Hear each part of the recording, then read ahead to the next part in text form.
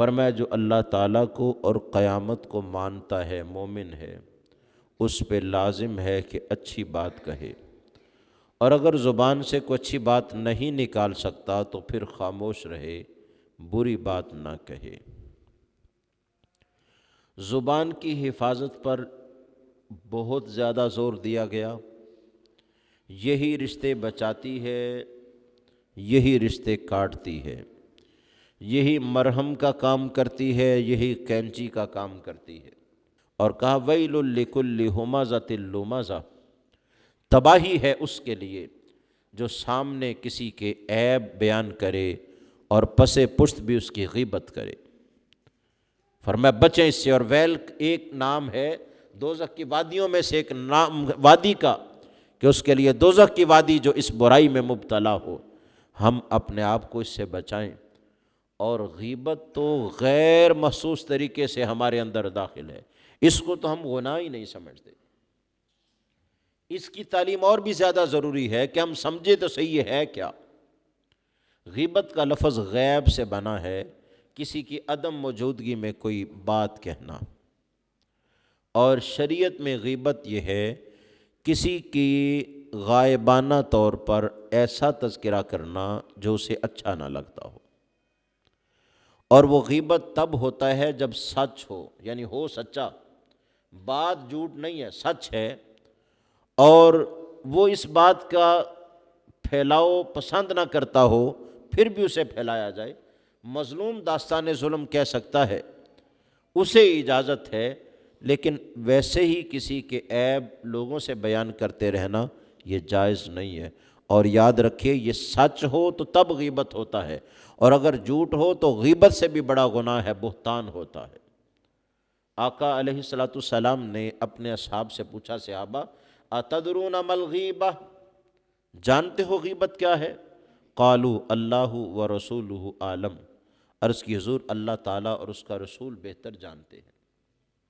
فرمایا ذکرک اخاک بما یکرہ، تم اپنے بھائی کا ایسا تذکرہ کرو جو اسے اچھا نہ لگتا ہو، جس اپنے عیب کو برائی کو وہ چھپا رہا ہو تم اس کا اعلان کرو، یہ غیبت ہے۔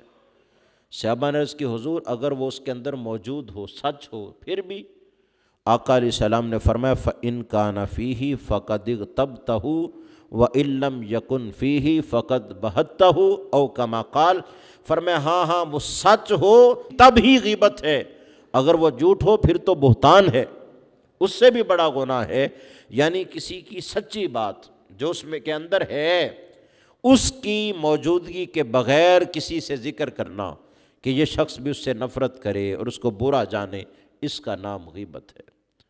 اور ہم نے اپنے اندر اس برائی کو پال رکھا ہے، اور یہ کتنا بڑا جرم ہے۔ احادیث بھی بہت زیادہ ہے، لیکن قرآن نے اس بارے میں جو الفاظ استعمال کیے ہیں وہ بڑے شدید ہیں۔ کہا ایحب احدکم ان یأکل لحم اخیہ میتا، تم میں سے کوئی اپنے سگے بھائی کا جب وہ مر گیا ہو، مردار ہو، اس کا گوشت کھانا پسند کرتا ہے؟ فرمایا فکرہتموہ، نہیں تم پسند نہیں کرتے، تو فرمایا غیبت کرنا سگے مردہ بھائی کے گوشت کھانے کی طرح ہے۔ اور مردہ کیوں کہا؟ اس لیے کہ جب بھائی مر جاتا ہے نا، پھر محبتیں اور پروان چڑھتی ہیں۔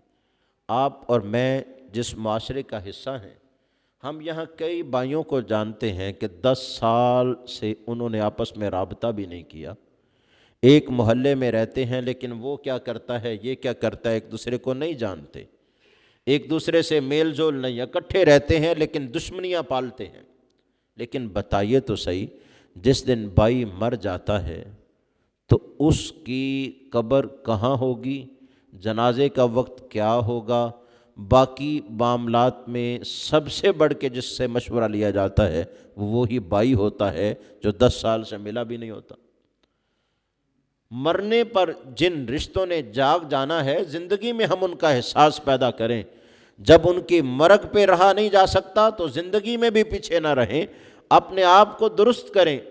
کسی بھی وجہ سے رشتے میں خرابی پیدا ہو گئی، اس کو دور کریں، زائل کریں، اپنے دلوں کو صاف کریں۔ زندہ کی خبر نہ لینا اور مردہ پہ آ کے سب سے زیادہ رونا۔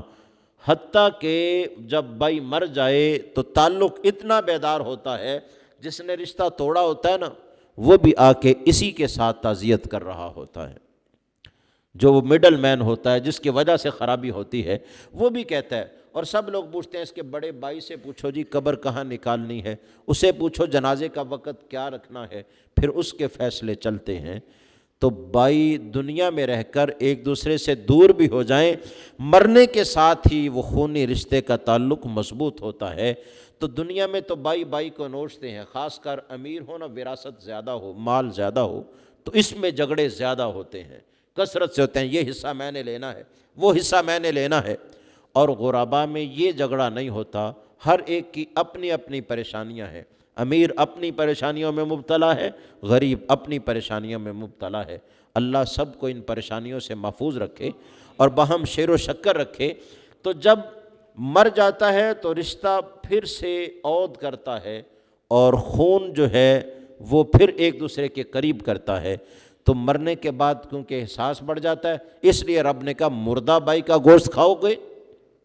جب وہ کہتا ہے نہیں، بھائی کہہ رہا ہوتا ہے جو 10 سال سے نہیں ملا، اس کو چھوڑو، پہلے قبر میں مجھے دفن کرو، اس کے بغیر میں زندہ نہیں رہ سکتا۔ ایسے ایسے جملے، اور یہ جملے حقیقت پر ہوتے ہیں، وہ قطع تعلقی جو ہے وہ خلاف حقیقت ہوتی ہے، یہ جملے حقیقت پر ہوتے ہیں کہ بھائی کا بھائی سے تعلق ہی ایسا ہوتا ہے۔ رب نے کہا تھا موسیٰ علیہ السلام سے سَنَشُدُّ عَضُدَكَ بِأَخِيكَ، اے موسیٰ تیرے کندھوں کو ہم تیرے بھائی ہارون کے ساتھ مضبوط کر دیں گے۔ بھائی ہوں تو کندھے مضبوط ہوتے ہیں، پشت خالی نہیں ہوتی، انسان کمزور نہیں ہوتا۔ جب یہ رشتہ ٹوٹتا ہے تو انسان پھر ٹوٹ کے رہ جاتا ہے، پھر اسے احساس ہوتا ہے کتنا معزز رشتہ تھا جس کا میں نے سالوں احساس پیدا نہیں کیا، اور کئی دائیاں ایسے ہی گزار دیں۔ تو رب نے کہا مردہ بھائی کا گوشت کھاؤ گے؟ صادقہ نہیں تم نہیں کھاتے۔ تو فرمایا غیبت بھی نہ کرو، کسی بھی شخص کی غیبت کرنا اپنے سگے مردہ بھائی کا گوشت کھانا ہے، اس سے بچو۔ اللہ رب العزت نے کیسی کیسی مثالیں دے کے قرآن میں ہمیں سمجھایا کہ غیبت سے بچو، چغلی سے بچو، تانا زنی سے بچو، عیب زوئی سے بچو، زبان کے غلط اور زیادہ استعمال سے بچو، اس کی حفاظت کرو۔ چھوٹا سا ٹکڑا ہے، انسان کی ساری انسانیت اور شخصیت اس کے پیچھے محفوظ ہوتی ہے۔ جب زبان کھلتی ہے تو پتہ چلتا ہے یہ کیسا انسان ہے، اچھا ہے یا برا ہے، حکیم و دانا ہے یا جاہل و بے علم ہے۔ تو گرامیہ قدر اس کا صحیح استعمال کرنے کی کوشش کریں، اور ان سارے عیوب سے اور عیوب جوئی سے اپنے آپ کو ہم محفوظ رکھیں۔ اے مالک الملک ہمیں ان سے حفاظت نصیب فرما اور صحیح استعمال کی توفیق نصیب فرما۔